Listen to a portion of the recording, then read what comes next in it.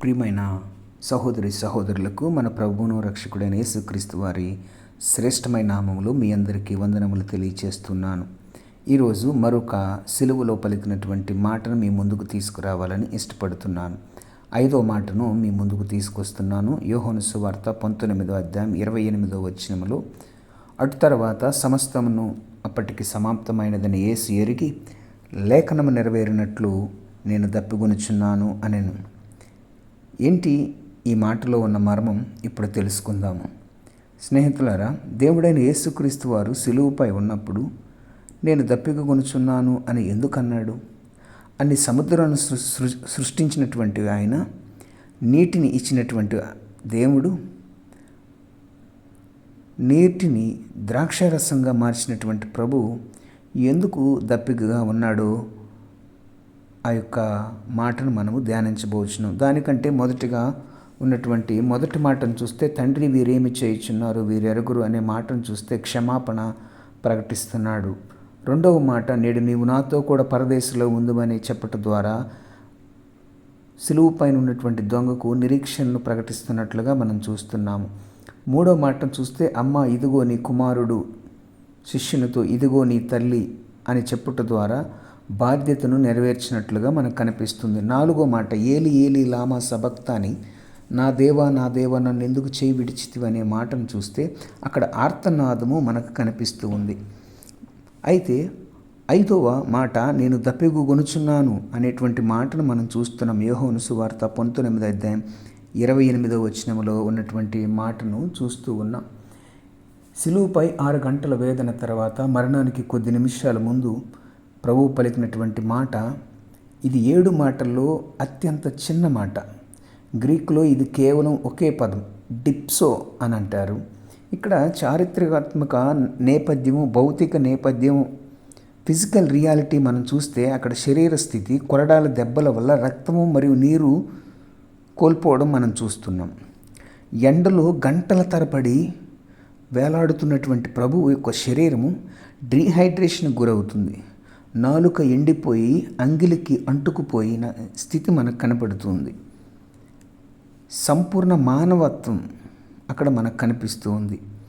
ఈ మాట, యేసు కేవలం దేవుడు మాత్రమే కాదు, మనలాంటి ఆకలి, దప్పిక, నొప్పి తెలిసిన సంపూర్ణ మానవుడై ఉన్నాడు.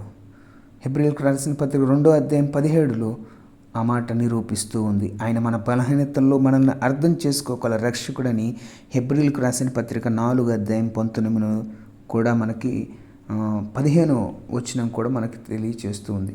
ఇక్కడ మనం చూసినట్లయితే లేఖనాల నెరవేర్పు, ఫుల్ఫిల్మెంట్ ఆఫ్ స్క్రిప్చర్స్. యోహాను సువార్త 19వ అధ్యాయం 28లో ఒక ముఖ్యమైన వాక్యం ఉంది. లేఖనము నెరవేరినట్లు ఆయన నేను దప్పిగొనుచున్నాను అనేటువంటిది మనకు అర్థమవుతుంది. అలాగే కీర్తన గ్రంథములో 69:21లో దావీదు గారు ప్రవచనం చూస్తే ఆ మాటను మనము అక్కడ చూడగలుగుతున్నాము. 69:21 చూడండి ఒకసారి. వారు చేతును నాకు ఆహారముగా పెట్టిరి, నాకు దప్పికైనప్పుడు చిరకను త్రాగనిచ్చిరి అనే మాటను చూస్తున్నాం. ఇందులో ఒక్క పొల్లు కూడా తప్పిపోలేదు స్నేహితులారా. లేఖనము నెరవేరబడాలని ప్రభువారు పిలిచినట్లుగా మనము కనిపిస్తూ ఉంది. ప్రభు నిగ్రహం చూడండి. సిలువ వేయబడిన ప్రారంభంలో సైనికులు మత్తు కలిగించే గోపరసం కలిపిన ద్రాక్షారసాన్ని ఇచ్చారు, వెనిగర్. కానీ ఆయన దానిని తీసుకోలేదు. ఎందుకంటే ఆయన మన పాపముల కోసం ఆ వేదనను మత్తులో కాకోకుండా సంపూర్ణ స్పృహతో అనుభవించాలని కోరుకున్నాడు. మత్తయి సువార్త 27వ అధ్యాయం 34లో ఉంటుంది. ఇక్కడ ఆత్మీయ మర్మం మనం చూస్తే జీవజలపు ఊట దప్పిగా అడగటం ఏంటో తెలుసుకుందాం. ఇక్కడ ఒక గొప్ప వైరుధ్యం ఉంది. సమరయ స్త్రీతో అంటాడు యోహాను సువార్త 4వ అధ్యాయం 14వ వచనంలో, నేనిచ్చి నీళ్లు త్రాగువాడు ఎన్నడూను దప్పిగొనడు అని చెప్పిన జీవజలపు ఓట ఈయనే అనేటువంటి ఆ మాటను మనం చూడవచ్చు స్నేహితులారా. లోకానికి దాహాన్ని తెచ్చే దేవుడు మన కోసం సిలువుపై దప్పిగొన్నారు. మనం నిత్యము జీవజలం త్రాగాలని ఆయన ఈ లోకపు చేదు చిరకను శ్రమలను అనుభవించారు. ఇది కేవలం నీళ్ల కోసం దాహం కాదు, నశించిపోతున్న ఆత్మల రక్షణ కోసం ఆయన పడుతున్న ఆత్మీయ ఆవేదన, తండ్రి ముఖాన్ని తిప్పుకున్నప్పుడు కలిగిన ఆత్మీయ ఎడబాటు వల్ల కలిగిన దాహం ఇది. ఇక్కడ మనం చూస్తున్నట్లయితే దప్పిక కలగటానికి యేసు దప్పిక అడిగినప్పుడు యోహాను సువార్త 19:29లో వారు ఆయనకు చిరక ఇచ్చారు అనేటువంటి మాటను చూస్తున్నాం. ఇది గొంతును మరింత ఎండుకుపోయేలా చేస్తుంది. మానవ జాతి తన సృష్టికర్తకి ఇచ్చిన చివరి గౌరవం చేదు చిరక. మన పాపపు చేదును ఆయన త్రాగి మనకు రక్షణ అనే మధురమైన అనుభవాన్ని ఇచ్చారు. స్నేహితులారా, మనం ఆరాధించే దేవుడు మన వేదనను ఎరిగినవాడు. ఆయనకు దాహం అంటే తెలుసు, నొప్పి అంటే తెలుసు. కాబట్టి మనం శ్రమల్లో ఉన్నప్పుడు ఆయన మనల్ని సంపూర్ణంగా అర్థం చేసుకుంటాడు. హెబ్రీయులకు రాసిన పత్రిక 4:15లో ఉంది. తర్వాత మీరు చదువుకోండి. వాక్యం పట్ల విధేయత, తన ప్రాణం పోయే స్థితిలో కూడా ఒక చిన్న లేఖన భాగం నెరవేరాలని ఆయన ఆలోచించడం గొప్ప విషయం. మన జీవితంలో వాక్యానికి అంత ప్రాధాన్యత ఇస్తున్నామా ఒకసారి జ్ఞాపకం చేసుకోవాలి. మన బాధ్యత ఎలాగుంటుందో జ్ఞాపకం చేసుకోవాలి. దప్పిక గల వారికి దాహాన్ని తీర్చడానికి ఆయన దప్పిక కొన్నాడు. నీ దప్పిక ఏంటి? ఈ లోకంలో ఒకవేళ నీ దప్పిక బాధల, సమస్యల, ఆర్థిక సమస్యల, మానసికంగా దిక్కుతోచని స్థితిలో ఉన్నావా? ఎవరు మా కుటుంబం కట్టగలరు? ఎవరు మా కుటుంబాన్ని నడిపించగలరు? ఎవరు నా రోగాన్ని తీసివేయగలరు? ఎవరు నా అవసరత తీర్చగలరని బాధ, దప్పిక ఉంటే అలాంటి వారి కోసం ఆయన దప్పిక కొన్నాడు. ఎవరు ఏ పరిస్థితిలో ఉన్నా, శారీరక, మానసిక ఏదైనా ఆ స్థితి నుండి వెళ్ళి ఆయన పరిష్కరించగలడు. ఆమేన్. దేవునికి స్తోత్రం. ఆయన దప్పిక కొనటం ఏంటి అనే మాటను మనము చూస్తే, ఆయన భూమాకాశంలో సృజించిన సృష్టికర్త కుమారుడు ఎండిన పెదవులతో ఉన్నాడు. నేను దప్పిక కొనుచున్నానని రోధిస్తున్నట్టుగా చూస్తుంటే అది ఎంతో ఆశ్చర్యంగా కనిపిస్తూ ఉంది. ఎంతటి విదారకరమైనటువంటి దృశ్యం, గుండెల్ని పిండేసే మాట అది. యేసు ప్రభు ఆయన రాజ్య సువార్తను ప్రకటిస్తున్న సమయంలో ఆయన ప్రబోధించిన విషయాలు ఎన్నో ఉన్నాయి. బెతెస్దా కోనేరు వద్ద వ్యాధిగల మనుష్యుడితో ఆయన మాట్లాడిన విధానం మనం చూస్తూ ఉన్నాం. సమరయ స్త్రీతో నేను ఇచ్చిన నీళ్లు త్రాగితే ఎప్పటికీ దాహము వేయదు అనేటువంటి మాటను కూడా మనం చూస్తూ ఉన్నాం. స్నేహితులారా, అలాగే ఆగరు యొక్క తన కుమారుడు దాహం తీర్చాడు. సముద్రానికి హద్దులు నియమించిన వాని కుమారుడు. ఇంకా చెప్పాలంటే 40 పగళ్ళు 40 రాత్రులు ప్రచండ వర్షం కురిపించిన వాని కుమారుడు. ఎడారిలో నీటి ఓటను చూపించిన దేవుడు. దప్పికతో మరణించబోతున్న హాగరు తన కుమారుని దప్పిక తీర్చినటువంటి ఆయన. ఇశ్రాయేలులకు బండ నుండి విస్తార జల ప్రవాహమును రప్పించినటువంటి వాడు. అరణ్యములో నదులు పారజేతునని వాగ్దానం చేసిన దేవుడు దప్పికొన్నాడు. ఎందుకో తెలుసా? మన దాహాన్ని తీర్చటం కోసం ఆయన దప్పికొన్నాడండి.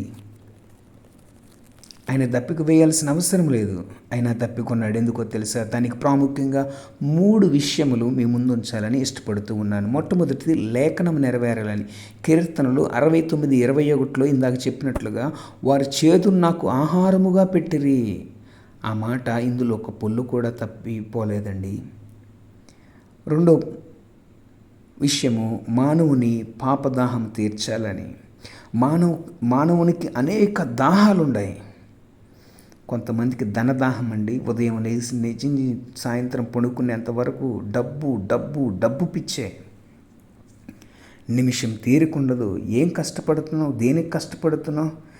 తీసుకువెళతావా? చనిపోయిన తర్వాత దాస్తూ ఉన్నావు, తీసుకొని వెళతావా? నీదంటూ ఏది ఉండదే. ధనదాహంతో బ్రతుకుతున్నారు మనుషులు. పదవి దాహం, ఎత్తుకు పై ఎత్తులు వేయటం, ఒకరిని ఏదో ఒక విధంగా చేయాలని పదవి దాహం. కొంతమందికి కీర్తి దాహం, రాజకీయ దాహం, వ్యభిచార దాహం, చెడ్డ కళ్ళు, ఎవరిని పడితే వారిని చెడ్డ చూపుతో చూడటం, మనసులో వ్యభిచారం చేయిస్తున్నారు. మానవుని దాహానికి అంతే లేకోకుండా పోయింది. ఇష్టానుసారంగా పాపం చేస్తూ, ఇష్టం వచ్చినట్లు నీ దేహాన్ని అపవిత్రపరుచుకుంటూ, నీ దాహం ఏంటి? ఆల్కహాల్ నీ దాహమా? మద్యపానము, ధూమపానము నీ దాహమా? ఈ నా పాపదాహాన్ని తీర్చడానికి ఆయన బలవుతున్నాడు. స్నేహితులారా, మనిషి చాలా నటనాపరుడు. ఏ ఎండకు ఆ గొడుగు వేసేవాడుండి, చర్చిలో ఒకలాగా, బయటకు ఒకలాగా, మనుషులు ఉన్నప్పుడు ఒకలాగా, లేనప్పుడు ఒకలాగా, ఒకరి దగ్గర ఒక మాట, మరొకరి దగ్గర ఇంకొక మాట, చాలా చక్కగా నటించొచ్చాము. ఇది నీ దాహమేమో, ఊసరి వెళ్ళిలాగా ఉన్నదాన్ని మార్చటం. కానీ ఆ పాప దాహాన్ని తీర్చడానికి ఆయన బలవుతున్నాడు. మూడో విషయం, నిత్య నరకంలో మనము దప్పికొనకూడదని మన దప్పిక తీర్చడానికి ఆయన దప్పికొన్నాడు. లోకాసు వార్త 16:24 ఉంది. ధనవంతుడు ఒక నీటి బొట్టు కొరకు ఎంత అల్లాడిపోతున్నాడో అక్కడ మనం చూస్తున్నాము. అంటున్నాడు కదా, తండ్రివైన అబ్రహామా, నా యందు కనికరపడి తన వేలి కొనను నీళ్ళల్లో ముంచిన నాలుకను చల్లార్చుటకు లాజర్ను పంపవా అని అగ్ని జ్వాలల్లో కేకలు వేస్తున్నాడండి. అట్లాంటి పరిస్థితి నుండి నిన్ను నన్ను తప్పించడానికి ఆయన తప్పికుంటున్నాడు. అనంతకాలం మనకు దాహం లేకుండా చేయటానికి. ప్రకటనలో ఉంటుంది, ఒకసారి చూడండి స్నేహితులారా,